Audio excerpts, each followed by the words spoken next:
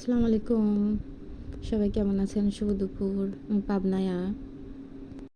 গরম তো চলেই যাচ্ছে, তো আপনাদেরকে সুন্দর একটা শরবত বানানোর রেসিপি দেখাবো। প্রথমে একটু অ্যালোভেরা দিয়ে দিলাম, তারপর আখের রস করে রাখছিলাম সেটা দিলাম, দিচ্ছি সামান্য একটু জিরা গুঁড়ো। সব কিছু দিয়ে সুন্দর করে মিক্সার করে নেব।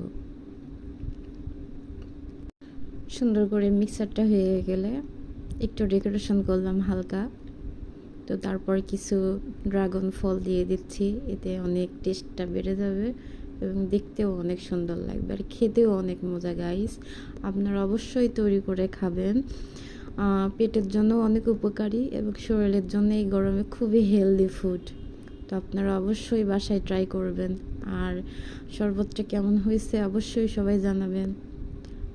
ঠিক আছে, তো সবাই ভালো থাকেন। আমি পাবনায়া। আসসালামু আলাইকুম। আল্লাহ হাফেজ।